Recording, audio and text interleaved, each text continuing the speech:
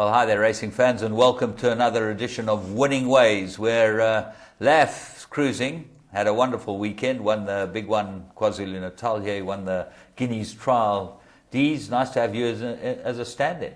Always a pleasure, James, and yeah, well done to Laf. You know, the Guineas Trial yesterday looked to be a quality field, and his horse looks to be going places. It won effortlessly, I would say. Well, what's pleasing is that Alesh Naidu owns the horse in the Fire Racing Syndicate, and Alesh is our special guest in your call this afternoon. So, you know, we'll be listening to what Alesh has got to say about racing, soccer. Laf did an interview with him. Fantastic, because Alesh has invested heavily in the game. He's recently got Personality of the Year at the KZN Award. So, you know, let's hear what he's got to say later on in the show. Should be great fun. Let's go straight into our three to follow.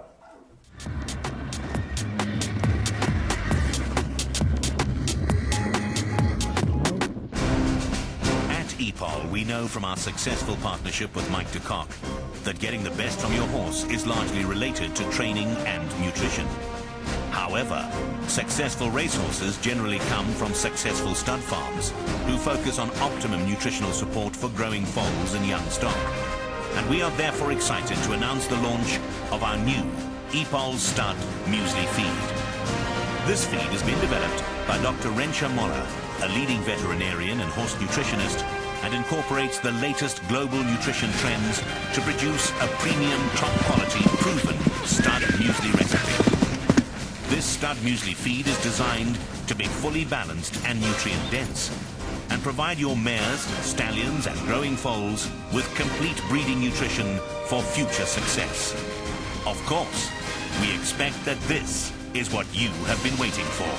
Epol Stud Muesli Feed. Available now. Right, well, let's kick off with first of our three to follow, and we're going to go to Scottsville. We actually pulled them all out of Scottsville, but we're going to Wednesday's meeting at Scottsville, and we go and have a look at a first-timer from the Gavin Funzel stable, Trendy Babe. Let's go pick her up at the start. She'll jump from draw 3, James, and for trainer Gavin Funzel, Australian import by Encosta de Lago, and the word on course was that she can run, James. Yeah, she's actually the one by Trendy Babes by Lionheart. Global Powers by Costa Lago. We'll be looking at him later. Look at this filly's action. She's bowling along in front, on the inside. I think this was quite a strong field, Dees. Yeah, you know, there was some quality in the race. Horses that have had the experience, Bold Princess and Joyful Spirits, the eventual winner. But yeah, Brandon just got her tucked in behind a few there. She's in the red silks and just nudging her along now to run. She's in the yellow silks on the left-hand side of the screen, and she's just cruising along at this stage, going pretty well, and looked like just experience got the better of her. She's in Bernard Cantor colours. That's the other one of Funzel's. He had a couple of horses running on the day. Yeah, the horse on the inside now, you know, Brandon just asking her to run, but the others two look to have a measure, but she stays on nicely at the business end, James. Yeah, there's no doubt. I think that a Blonde Princess, quite useful, ran second, got outrun by a Joyful Spirit. She's got form, and there was some quite nice fillies in behind her. I think this filly will come on quite a lot from this run. She looks quite decent. Yeah, you know, always benefit of the one run is a big help, James, so we'll pay to follow next time out. Okay, we're going to go and have a look at the next one, and that is at Scottsville on the 17th of November, and we're going to have a look at Charlie Laird in mate. They stepped it out first time, son of Trippy, Irrebuttable. This is fast drawn on the wrong side of the track. He'll win next time.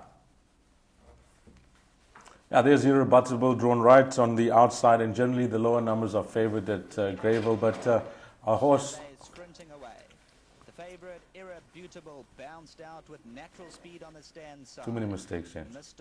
You're going Scottsville, Dees. No problem. You know what? It's, you know, Monday morning for you guys, not easy. Do you want to start again? Please. Let's start this.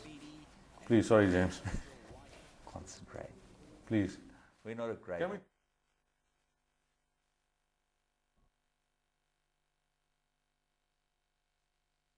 Well, let's go with the first of our three to follow, and it's 14th of November. We go to Scottsville, and we're going to go and have a look at Trendy Babe, the import from the Gavin Funzel filly. Let's pick her up at the start. She's drawn there towards the inside piece. Yeah, she's drawn at 3. Brandon Lina rides for Gavin Van Zyl, and there was a bit of talk on course for her.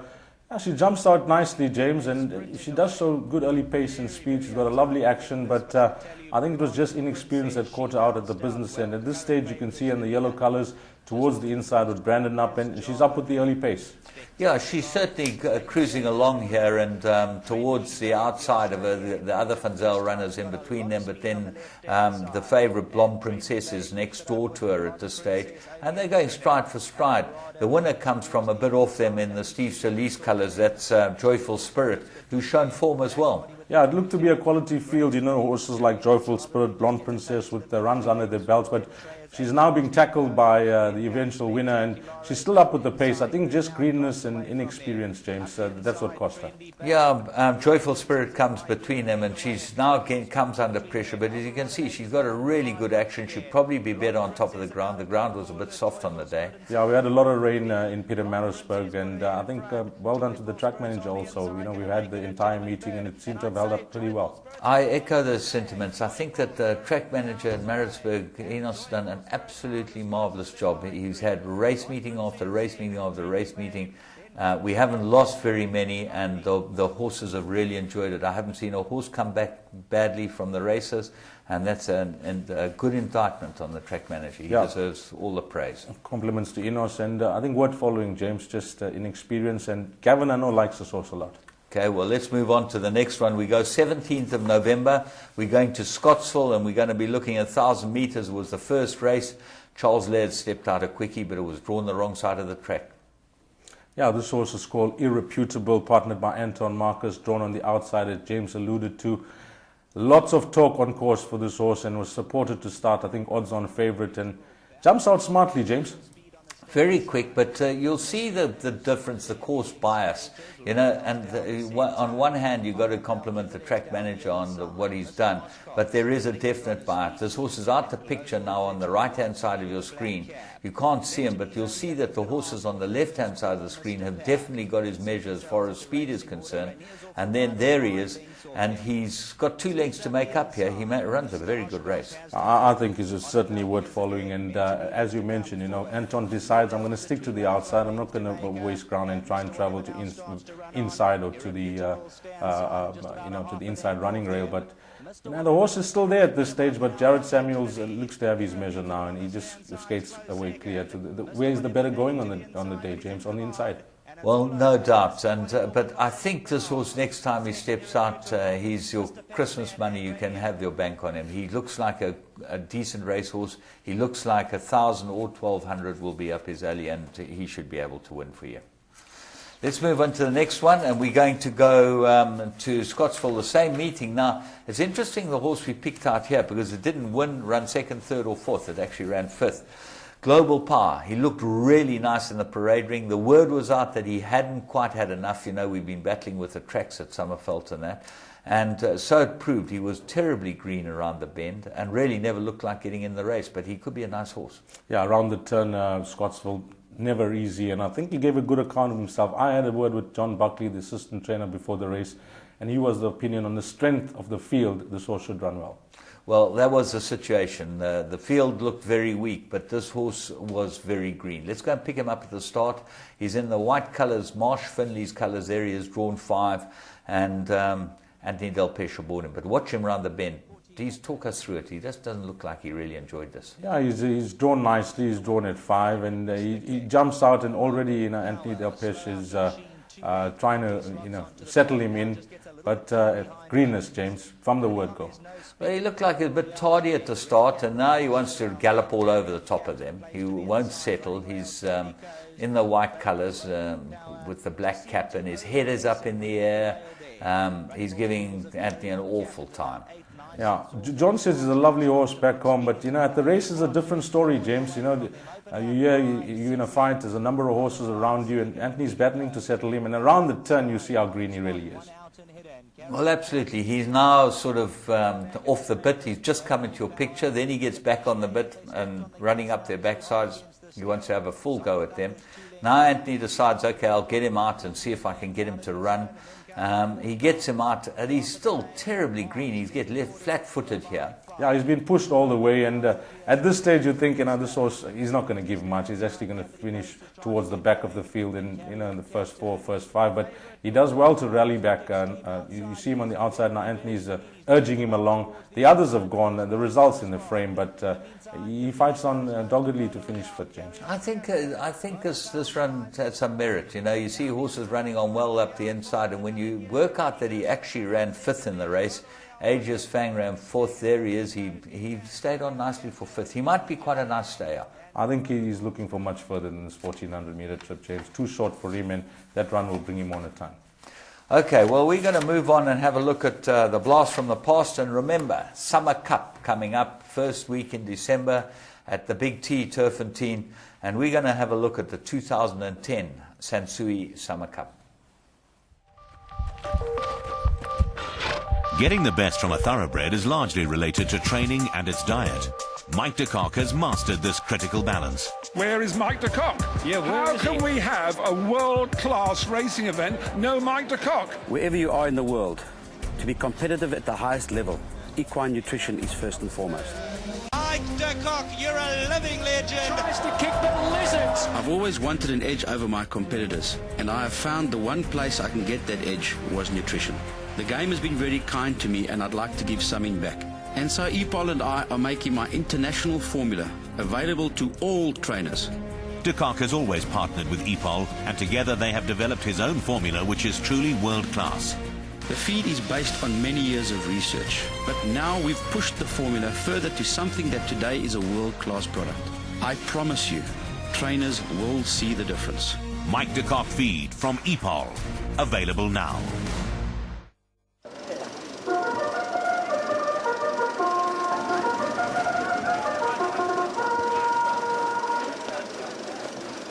You know, sir, this is the finest fabric money can buy.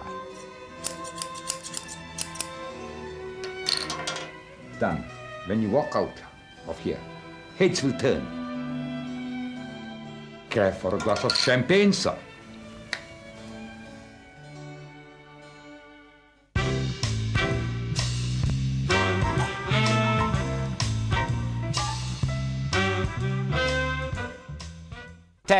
Sansui Summer Cup. Not yet. There they go. They're racing away in the Sansui Summer Cup, and Rudra was a bit slow to begin. Winter's Night began well from Bull Sara, Captain Scott and Aslan. Piranhas wide outside of horses with Service Ace Zirconium. Mother Russia racing just 5 lengths off the leader. Then Crackerjack, Aluminium, Hawk's Eyes further back. Then comes Rudy Rock, Zirconium, and behind that one Flirtation on the outside. They followed by Pierre Jordan, Tandalwami. The back markers are Galantis and Rudra, and they're racing about 14 lengths off the leader as they head towards the 1400. And the 3-year-old Piranha has gone off to the front. What will he do today when he turns for home? Piranha by 2 lengths. Second is Service Ace. Winter's Night is racing in third. Bull Sara is in fourth. Last year's winner Aslan racing back in fifth position. Then comes Zirconium and Captain Scott. They followed in behind that by Eldery, who's racing 9 lengths off the leader. Close in touch behind that is Mother Russia. Then comes Hawk's Eye, Aluminium, and behind that comes Crackerjack. Further back to Rudy Rocks, who's got about a dozen lengths to make up with Flirtation. Then Pierre Jordan, Tandalwami. Then Galantis and Rudra's the back marker. There's about 16 lengths first to last in the 2010 Sansui Summer Cup turning for home. And it is Piranha, the 3-year-old, that brought them into the stretch. 2 lengths clear of Winter's Night. Bull Sara's third. Service Ace on the outside. Then Zirconium. Behind that is Aslan running on. Then comes Mother Russia. She's still full of run. Aldery's down the inside. 400 to go. Winter's Night comes up to Piranha. Mother Russia is absolutely cruising now. And Mother Russia comes to hit the front in the Sansui Summer Cup. Flirtation's on the outside. Aslan with a big run. And Rudy Rocks is flying. But it is Mother Russia in front. And Mother Russia from Flirtation. Mother Russia, Flirtation. Flirtation coming home. And Flirtation has won it from Mother Russia. Third will go to Rudy Rocks, and fourth to Aslan, then Rudra. Behind that, Pierre Jordan. Well, there you go. I think the commentator got tired than the horses. He was battling, wasn't he? At the end. Yeah, Nico. I think it was a long call, James. It was a long call. It was a long call for him. Shame, Nico. He's done unbelievably well because he hasn't been well. And he still fights. He goes in there and does it, has a full go. But I think just the 2,000 meter Summer Cup was just at the end of his tether. Yeah, but Nico, fighting spirit. Wonderful to see him beat the disease, and he's doing fantastically well. And the race itself, Mother Russia was home and hose going through the 200. There was no race, absolutely no chance of her getting beaten. I just think it could have been the weight swing around. She was giving Flirtation 5 kgs. I don't know if Kevin Shea went too early. I thought Kevin rode the perfect race. Perfect. He went at the right time. He looked to have the race won. And she came from at the back. She was at the back of the field for most of the way. And I think a top ride by young Randall Simons, James. Yeah, it's going to be a fascinating race this year. Yeah, you look at this race, Flirtation, Mother Russia, Aslan. Mike de Kock had 6 runners. He finished first, second, and fifth. Quality field. Yeah, this year is going to be a fantastic race. I just listened to Clyde the other day, the Pink Summer Cup, a lot of promotions being done. Hopefully they can get the people to the racetracks. That's what they need up there, James, for the big day. They'll get a few of the other types, because Pink is always a good thing. Let's just talk quickly about Piranha, probably the most disappointing horse in training. Yeah, the time that he came out and won with Anthony Delpeche in night race meeting, I think it was the Victory Moon 2 years back. One thought he was going to go on to bigger and better things. He's just been disappointing, James. Maybe he likes the lights, but we're going to move on and have a look at the Plum of the Week. It's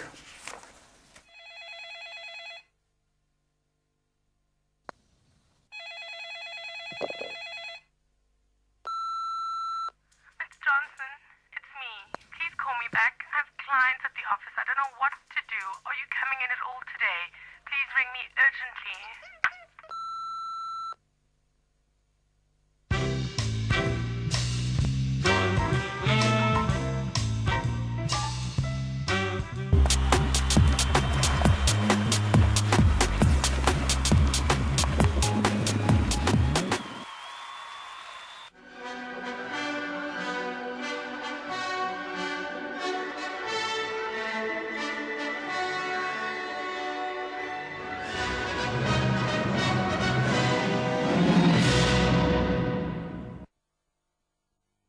Forward. 300 to go, and now Michelle Maibel burst away from them. Counterparts running on nicely towards the inside, and Jatem. But Michelle Maibel hit the front over the last 100. Jatem, Mamselle de Barry, but Michelle Maibel's in front 3 parts of a length. Mamselle de Barry's trying to come back late. Jatem's on the outside, but Michelle Maibel's got it won. Mamselle de Barry second, Jatem, and Shreya's Angel, then Princess Saba.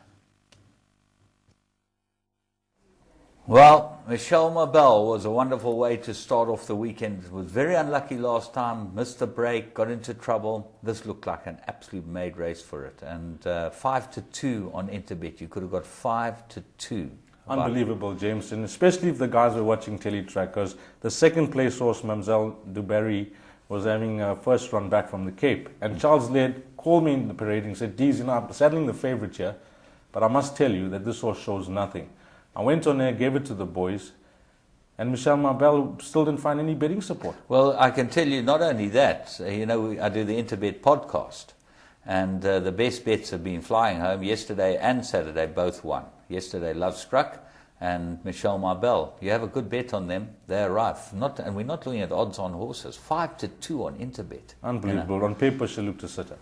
Well, there you go. Good luck to Dougie Campbell and his team. And if you're not an Interbet client, that's where you've got to be, because you can't get better prices than you can get there. The bookmakers are laying them on the site, and I can tell you, Interbet's where you've got to be. Let's move on and have a look at all the current affairs.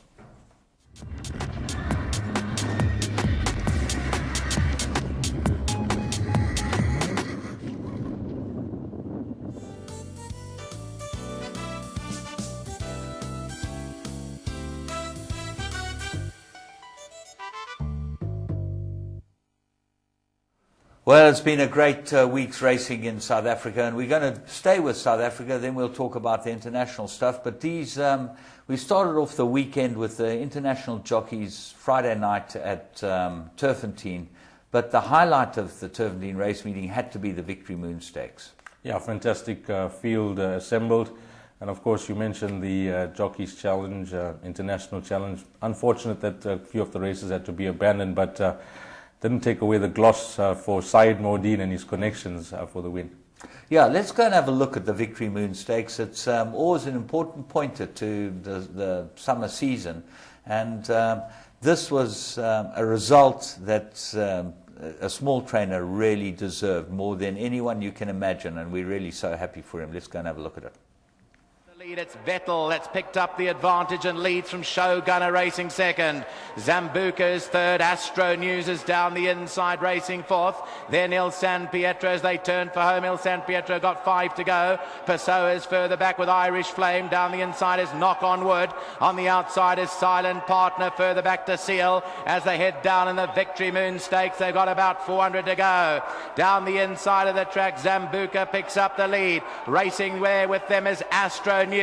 Then comes Vettel. Meadow Magic is in behind that as they head down now with about 200 to go. Astro News for Magic Marrera. Zambuca's down the inside. These two at this stage. Zambuca has got the advantage inside the closing stages. From on the outside, Astro News, who's coming back under Marrera. It's going to be mighty close. Zambuca has just got up to beat Astro News. They 4-5 lengths clear of Meadow Magic.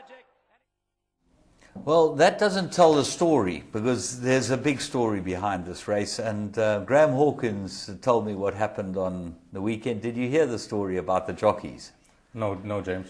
Well, what actually happened was that Marrera, Magic Marrera, the overseas jockey, the Brazilian who rides in Singapore, the champion, was asked to ride Zambuca. Yes. Okay. He was then told by Fred Krabbe, "You got to ride my horse, Astro News." Yes. So that's what he rode, Astro News. He put up a kilo overweight, okay? Juglal, okay, Naresh Juglal, in his wisdom, was booked to ride Zambuca. Yes. And he decided Zambuca's not a good enough ride for him. He's going to go to Port Elizabeth. Saw him riding there. So he went to Port Elizabeth. So it shows you how you can make a bad decision in your life by not just going with the flow. Now, the chap who rode Zambuca, I take my hat off to him, Carl Zechner. I've always liked Carl Zechner. I think he's a damn good rider. But the way he changed his stick in the last furlong, one stride, right hand to left hand, kept the horse balanced and won the race. And good luck to him. Yeah, well done, Carl Zechner. You know, he was doing all the hard work in the mornings here at Summerveld. Wasn't getting many chances. A few of the boys that have travelled up now to Joburg, Raymond Danielson, Chase Mogin, they're getting chances there, and Carl included. And what a ride he's given this horse. And it's amazing how fate works, James. It's a lovely story here, but you know, the results in the frame, and Syed Modine and his dad, Babu, well done to all of them. They really have a nice horse on their hands. And I remember from past interviews, Syed always rated this horse, and nice to see them rewarded. Yeah, you know, Babu and Syed are good guys. Have done, you know, they've done the hard yards in this business. It's hard to win these type of races, to beat the stables, and they beat the stables. They beat Mike de Kock, had a whole team of horses in the race. You know, Mike actually ran 3rd, 4th, 6th, 7th, 9th in the race. That just shows you. One for the minnows, James. Yeah, one for the minnows. That's what horse racing is all about. We'll be talking about a couple of other minnows later on. Disappointments in the race. Seal has become a terrible disappointment. Yeah, Seal's been plenty of them, James. I mean, Ilabella ran no kind of race. I liked a bit of Paseo. You know, he was on the up from Alec Laird, but he was stepping up here. Yeah. And he ran no kind of race. But Astro News and Meadow Magic, I mean, they came through well. Well, you know, Paseo, you talk about him. He had a really hard season here. He raced from July until September here. I think he had 4 or 5 runs. He won a number of the starts. He looked like the handicapper hadn't caught him, but hard racing gets you, and you know, you just can't keep going to the well. Yeah, let's see how Zambuca now goes. I think could be a factor. Nice to hear Syed mention that wherever he races next, Carl Zechner will be on top of him. Well, good luck to all of them. Really nice win. Now we go to the Cape, and we're going to look at the Betting World Merchants. Well, this was an interesting race because this is probably the most improved horse in racing, Capel Wright. He always looked pretty ordinary, but Justin Snaith, the whole Snaith team, Sue, Jono, Chris, they're all there, did the job, and he won absolutely easily. Let's go and have a look at the Betting World Merchants, which was a big Group 2 down in Cape Town at Kenilworth. In front, that leads by 2.5 lengths. Racing in second, we've got Casey Cool, and Magico has moved up just off the early speed. Then comes Depardieu in the yellow. Control Freak racing next. Maliaki, Castlethorpe, president of Pop, and towards the inside we find Lake Arthur. Beach Beauty has dropped about 6 off the leader into the final 300. Capel Wright being held together in front, still a couple of lengths clear. Magico is on the chase. Depardieu into the clear, he's lifting towards the inside. Into the final 200, but Capel Wright has found another gear. Now Depardieu is on the charge towards the inside. Magico comes up the outside, but Capel Wright is going on far too well, and Capel Wright wins it from Depardieu, Magico and Castlethorpe. Well, interesting horse by Captain L, Capel Wright, and what I really like, so just the breeding on Sambuca is by Lundy's Liability, is bred by Marion Thompson. Nice to see her train and breed another group winner. But this horse, Capel Wright, Captain L, he reminds me of Al Nitak, Galloper. Galloper, I mean, you saw Bernard, I think, start to finish here, James. They couldn't get to him, and horses like Depardieu and Magico were closing, but copybook ride by Bernard. I think he stole it at the 400-meter mark. And this horse, he came to win well. I mean, he's beaten a quality field, no doubt about it. Well, Bernard Fade Herb's an interesting man because he battles with his weight, and when he's on, he is fantastic. And I can tell you he was on here. A waiting race from the front in the Cape is never an easy task. Never, ever easy to go 6 furlongs at Kenilworth from the front. He did it brilliantly. Amazing in the Cape also, the biasness of the track down the straight, James. A lot of hard luck stories there, but there are going to be no hard luck stories for this race because I think all the others had a fair chance because this horse was in front and he just kept finding. They had to catch him, they didn't. Sure. Well done to the boys. Let's move on, and we're going to look at the Pinnacle Stakes. It was one of the international races. We pulled out one because we can't show you all the international races, but we thought this race was fabulous, watching 2 international jockeys fighting it out. 18th of November at Clarewood, race 4, it was 1,000-meter, and a lot of them had a chance in this race going through the 300-meter mark, but Moreira, my goodness, he's a good rider. Let's go and pick him up. Dauntless Delance. Bwana Makubi. Stand by, 1,000 meters. They sprinting away from the 1,000-meter marker. Mike's Choice, slow out a length. Guantanamera's right there in the early stages. Bwana Makubi's matching it with them, orange sleeves and cap. Crackerjack Aces stand side. She's a Stunner down the centre. Now going to dart towards the outside. Look at that move from She's a Stunner now. Dripped right out to the stand side. Teta Lestice 2 lengths off them. As they sort themselves into racing order, Captain Secret further back. Monsieur Dupont, Dauntless Delance. Coming inside the 400, Guantanamera. Bwana Makubi, the white blinkers of Crackerjack Ace. Looking to run on Teta Lestice towards the inside with 300 meters to go. Now Crackerjack Ace puts the head in front. Goes on by a half. Guantanamera is looking to run on towards the inside. Teta Lestice inside the 150. Guantanamera hits the front. Captain Secret running on, and Mike's Choice is flying from nowhere, but it's Guantanamera. Mike's Choice lunges. Guantanamera, Mike's Choice second. Crackerjack Ace might have done enough for third, and then came Captain Secret, but as they went to the line, the internationals come alive. Well, it was the first leg of a really nice double for Jeffrey Friedman. He had 2 winners on the day. This is a good little horse, and he's just getting better. And Moreira, well, he would have been in big trouble in England with the whip rule because he gave him more than his allocated 7. But he gets him to run. Hey, he's brilliant. I mean, he's just taken to the South African conditions fantastically well. You know, he even came down to Scottsville. He had a runner that didn't show, but he just wants to ride winners. I had a chat with him, James. He just wants to go out and do his best on every horse. And you mentioned that. He's given this horse a pearler here, and The horse back in second was flying another international aboard, but Jimmy Fortune. Jimmy Fortune, but he's got this one home, and you know, you watch the 400. He changes his sticks from his left to his right, and that's when the horse changes legs. Yeah, absolutely. Look, the second horse was a bit unlucky because he was very tardy at the start, and made up a tremendous amount of ground to run second.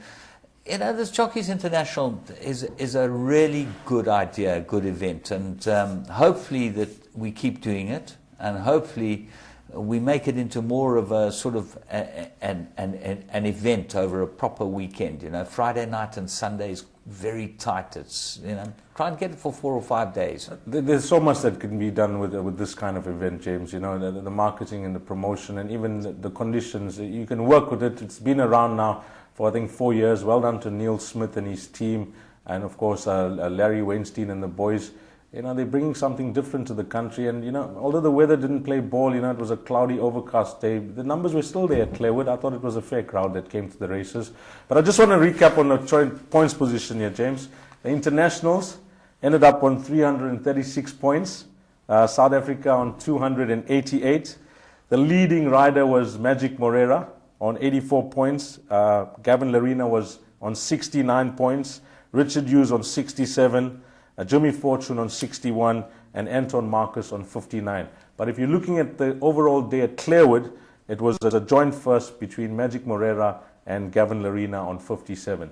So the boys, international boys, retain the title, James. Well, I think our boys need it. You know, there are a couple of those old boys that probably need to be sidelined. It's a bit like our rugby team. You know, you get to a stage where you say, okay, now boys, you guys are too happy and too fat and too wealthy and really not, you know, haven't got your heart in it. We've got to give a couple of the youngsters who want to win this thing a bit of a chance. You know, Patrick Lambie and guys like that, you put him in the team and you'll have a go with him. Now it's time to give a couple of the guys a go. I would think Julius should be there. You know, he's probably the best rider around at the moment. Julius Mariba. You know what? I think they got it down. Top 4 on the jockey log, excellent. The 2 wild cards, but if you're bringing the Appies in, maybe they could invite a few of the international Appies and maybe have a race between them. But 2 or 3 races on the card. The trouble is, it all costs money. But the point is that it is a fantastic event, and this event dates back many years. Gosforth Park used to have an international jockeys event where Greville Starkey and Willie Carson and Lester Piggott came out, and you know, just the real Joe Mercer. Oh, it was fantastic. In the early days, they had the Bull Brand, they had Sandy Barkley, Fernando Toro, Gerald Turner rode, all those guys. It was Johnny Corkitz. It was just the best event. And there's no reason why it shouldn't be a real event. It just seems to be a bit rushed. That's my criticism. The rest went absolutely according to plan, and I thought it was beautifully done. Thanks to Avis and obviously Zimbali for putting the whole thing together. Zimbali, Rising Sun, and Rising Sun, Egyptian Air. Yeah, Egyptian Air flew the boys out here. Did you win the tickets? Who won the tickets? Samesh Naidu, I think he won the tickets. He had 10 minutes to claim his prize. No, not my cousin. Okay. Yeah, Samesh Naidu, but he had 10 minutes. I hope he collected his prize. He did. He collected his prize. Good luck to Samesh. Well done to him. Let's go and have a look at, there's some other information that we need to talk about over the weekend. Let me start here. Hong Kong, Jockey Club Mile, Ambitious Dragon coming back, Tony Millard got beaten. But it's a bit short for him, isn't it? Oh, he's a fantastic racehorse. I had the pleasure of watching him when I was down there. He's just got a fan base second to none. And yeah, that'll be a prep for the big race coming up in December, James. Yeah, Glorious Days beat him, Dougie White again. So, you know, another victory for Dougie White, John Size. If we keep down on the south, we got the New Zealand 1,000 guineas, the Southern African connection. Mark Duplessis won it on a horse called Roll Out the Carpet. That's a filly's 1,000 guineas in New Zealand. So Mark Duplessis flying the flag there. We got Dougie White, Waishong. Richard Fourie is doing extremely well in Hong Kong. Unbelievable how our horsemen just travel the world, James, and reap the success in any country. You know, the guys just go there, and I don't know, Duncan McKenzie is in Saudi. I had a chat with Wendy the other day. He's doing a stint in Saudi, Duncan McKenzie. Oh, yeah. Well, that will suit his problem, you know. He certainly won't be able to have a beer there whenever he feels like it. Sure. Dees, while I got you going here, there's a filly in America that won first time out. She is the half sister to Zenyatta. You remember Zenyatta? Yeah. Oh, how can we forget, James? Yeah, she's by Bernardini. Okay, her name is Ebluizanti. Okay, she won her first start for John Sheriffs. He trained Zenyatta. The interesting part about it, she's 3 years old. Do you know how many timed works she had before she won? 47 timed works before she came out and ran. That's time trials back home. Time trials, 47.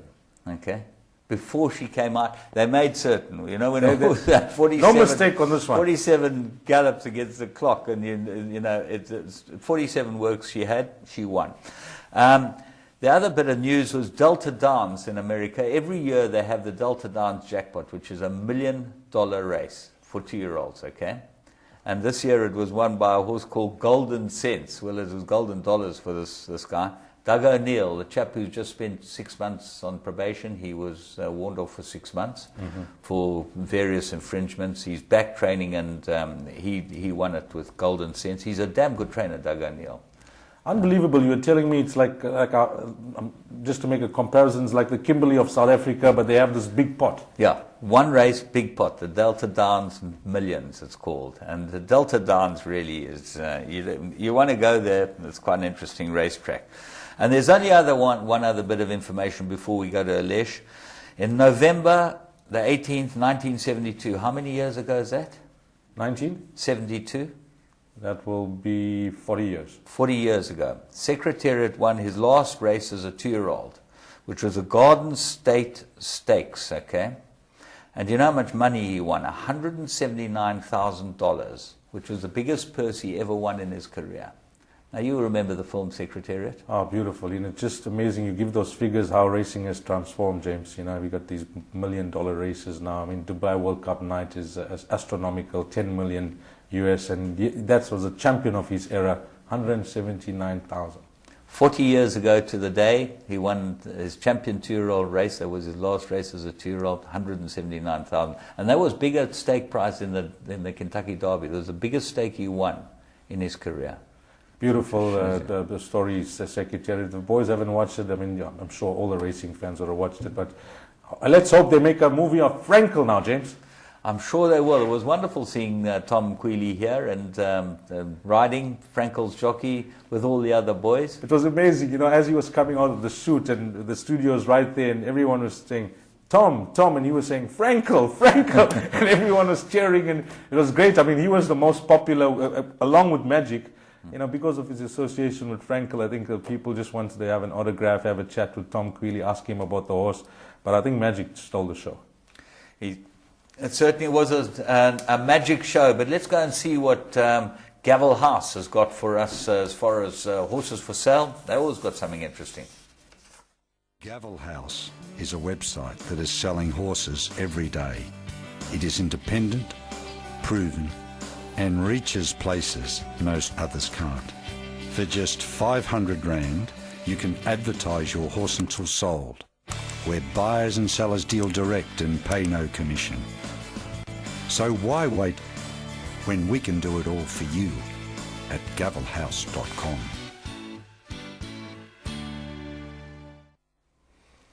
Luna Lady, 25,000 Rand negotiable, lightly raced mare with potential from the family of triple Grade 1 winner, Record Edge. 25 grand, James, that's all it costs? Yeah, if you want to get into racing and have something that's going to run, she's a Clearwood, this filly. I'm not sure she's not with Dennis Bosch. Luna Lady, she might be. Certainly worth having a look at. It's not a big price, and she's shown a little bit of form, this filly. I've thought on occasion she might be able to win a race. So there you go. Give the Gavel House, go and look her up. And the next one? The next one is Jamaican Manaloosh, 19,000 Rand per 5% share, well-bred, called by Black Manaloosh, half-bred to Turbo Friday. 19,000 for 5%. I hope Sanet's got the figures right there, because the total value is 380,000, James. Well, there you can see it must be Bart Rice's. It's got Bart Rice Racing Stables in the background, and Bart obviously thinks a lot of him, because I don't think you want to be selling a horse for 400,000 rand unless you think it can run a bit. So if you're looking for something that can run, give Bart a call. He probably knows exactly what's going on. There's only 50% still available in the horse, so worth having a look at. Dees, been a good show. Yeah, it's been a good show, and we're looking forward to Mr. Alesh Naidu giving us some information about his background and his racing, and that'll be interesting. Let's go to Paul Lafferty and Alesh Naidu, and thanks to Dees for all the input he's put in today, and pleasure having him on the show. Until next time, from me, James Goodman, enjoy the week.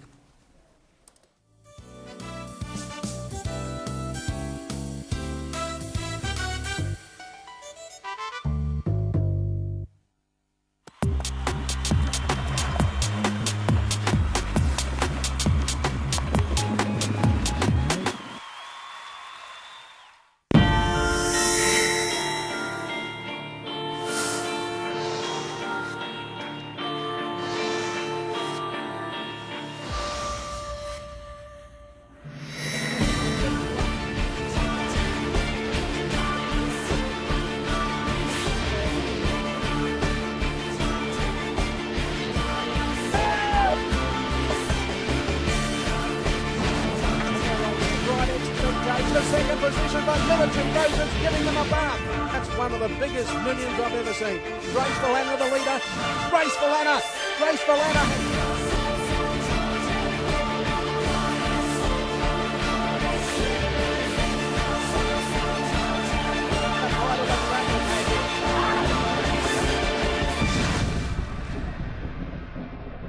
Well, this week's edition of Your Call, we've got racehorse owner Alesh Naidu, who's certainly making an impact with a lot of winners. And Alesh, thanks very much for joining us. How did you get involved in horse racing? I've been in the game for the last 5 years. I think my first horse was, about 7 years ago.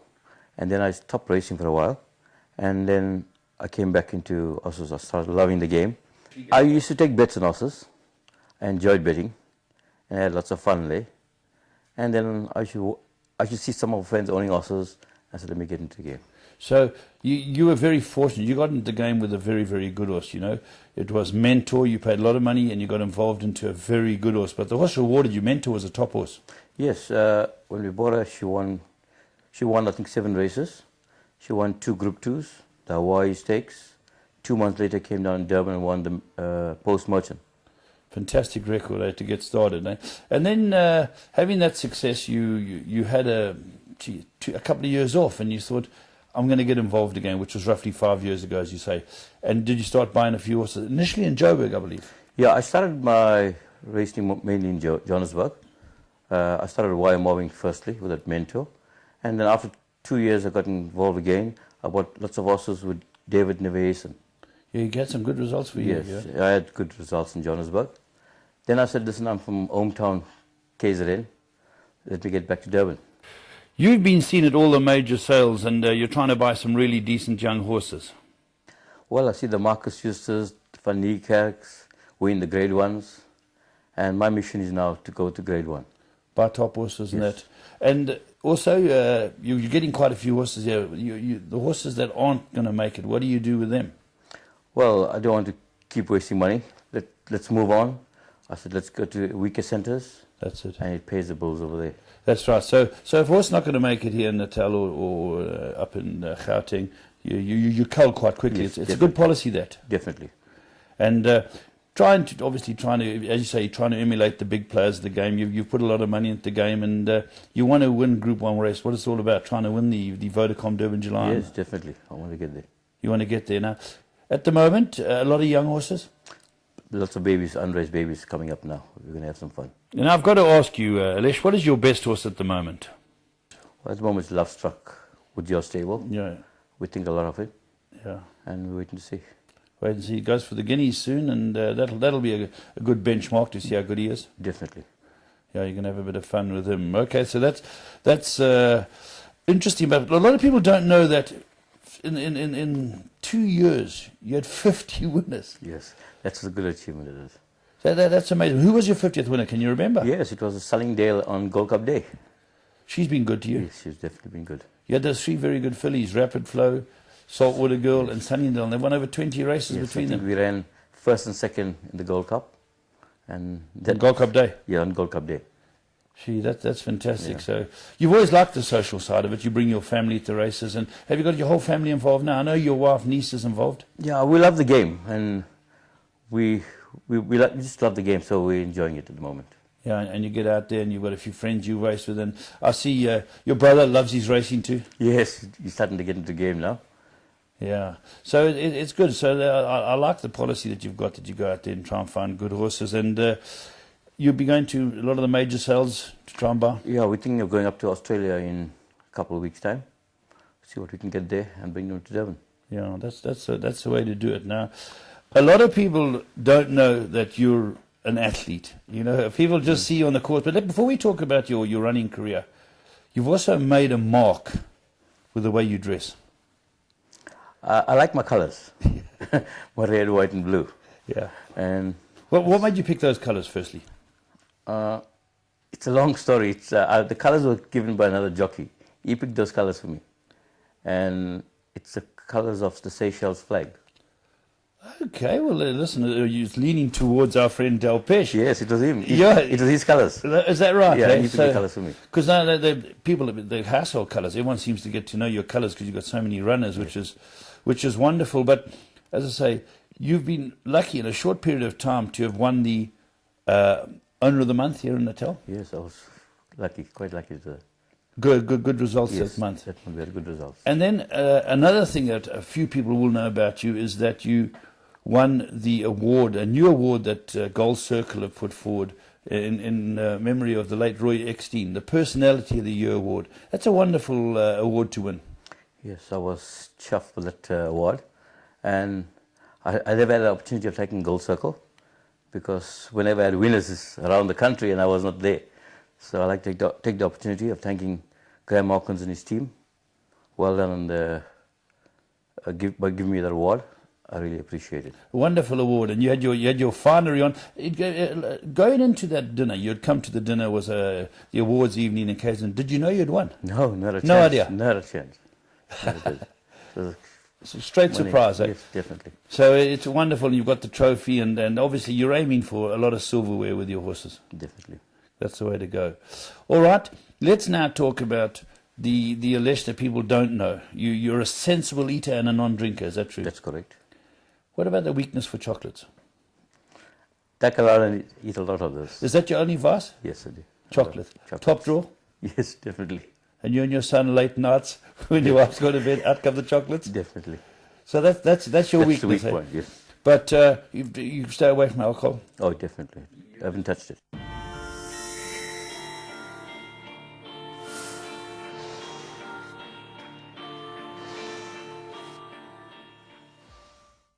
Your next Comrades is going to be your 10th Comrades in a row, and it's a hell of a lot. How did you get into running?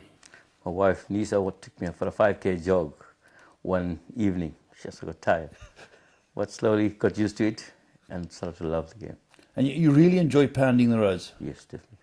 And with your business, are you able to make time, or do you get up early in the morning and go? Well, we get up from at 4 in the morning, or after work at 5, we go for a run together.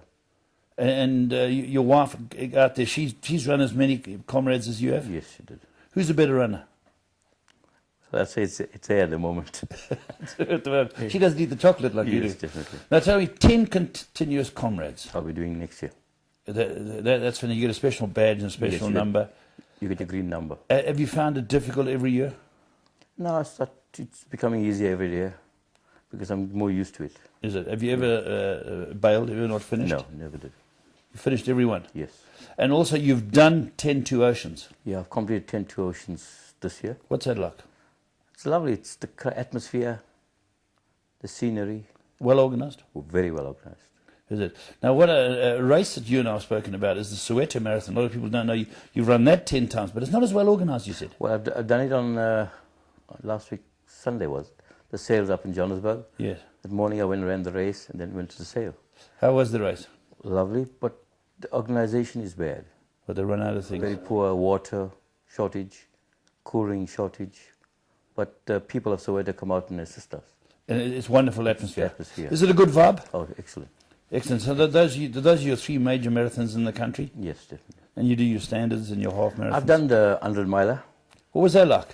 It's 24 hours running on the road. And you finished? Yes, dude. You seem to have a bit of stamina, eh? Looks like I like the rapid flows and the saltwater girls. You stay with it. Now, another thing people don't know about you, whenever you take a vacation with your wife, you work it around an international marathon. Yes, I do. You know, you've raced internationally. What countries have you gone and done marathons in? I've been to Hong Kong, Thailand, Mumbai. All good marathons. Excellent. And what do you have to book in advance and say, listen, I'm coming? You got to qualify. Get permission to go and run there. Oh, do so you? I applied for it in advance, and when I'm accepted, then I book my holiday vacation. Oh, so you work around the marathon? Yes. And most countries, because of your record, will take you? Yes, they would. And are you thinking of ever doing the London Marathon or the New York? They're big ones. I've already applied for the London Marathon, and I'm waiting for permission, and I'll do it. Okay, now it seems like you're a very, very determined man. You seem to get what you want when you put your mind to it. Is that going to apply with horses? Oh, definitely. My mission is now to go for the grade ones, and I'm looking forward to that. So you're going to keep getting horses, buying horses, going out there and trying to win the grade one. So is there a lot of ego involved? Yes, a lot. At least you're right. I want to ask you, in the Soweto marathons, do you take any shortcuts? No, there's no shortcuts. No shortcuts. No, there's no shortcuts. No marathons, no shortcuts. You got to get out there in the throng and run. Definitely. Have you run, just touching on marathons again, have you had bad patches during the run? Sometimes when you get a cramp or a stitch or something like that. Do you work your way through it? No, luckily I didn't come across that. Do you just go at a steady pace though? Yeah, definitely. It's easy pace. Have you got better? Yeah, my times have improved year by year. Have they? Yeah. And that's very, very good. Eh? So now you're going to go try buy a few Australian horses. You spent a lot of money at sales here. And colts, fillies, doesn't matter. You just want the big ones? Yes, definitely. That's your intention, eh? So most people will hopefully get to know you if your horse runs well in the Guineas. Hopefully. Get to know you around the country. You haven't? Have you ever raced a horse in Cape Town? Not Cape Town. No. Other centres I've raced right through. And if you got a horse good enough, would you travel it? Yes, definitely. Well, Dubai, we're hoping now England. for Lovestruck now. Yeah. If we can win this weekend, we would go to Cape Town. Go to Cape Town, eh? And that's good. So one day you might be winning big races, Dubai, England, all over the world, Breeders' Cup, who knows? We're looking forward for that. And that's so your whole passion at this stage, apart from running, is horse racing. Definitely. Does it take up a lot of your time? Do you study? I do study a lot, but I'm just enjoying the game now. It's more of enjoyment. Alesh, thanks very, very much for joining us on Your Call.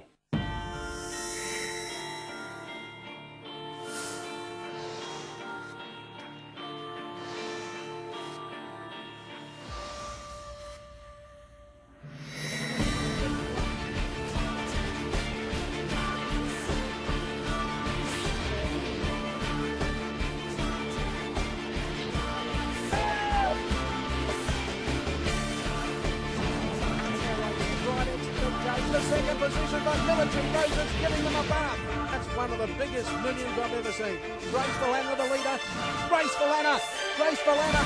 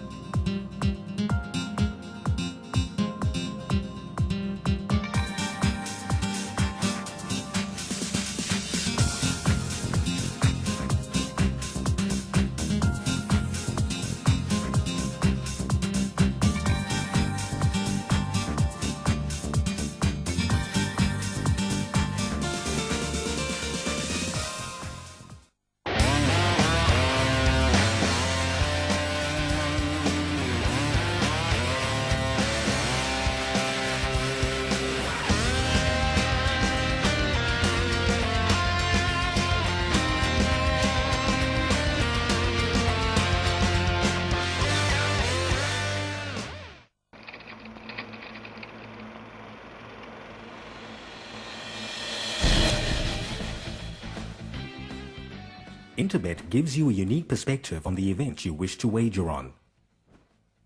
The trading screen provides a complete status picture, enabling you to make a more informed decision.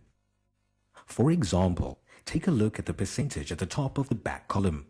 The closer the number is to 100%, the higher the overall wagerings become. If you watch this number over time, you will see that it starts off relatively high and drops as the race time draws near, improving the betting position right before the race. To see where the action is taking place, you can see the odds column to see the situation for each horse. Green means that there is more money on the horse and therefore the odds are shortening. Red means that the odds are drifting, and black means that there has been no change. You can use these trends to better anticipate where the market is going and make more informed decisions when placing a bet on request, for example. Remember that as the race time gets closer, there is a chance you will run out of time and that your bet on request will not be confirmed also increases. Wagering on horses requires knowledge and luck, and we are here to help you gain the knowledge and get up-to-date information so you can make far more informed decisions and get an action-packed experience.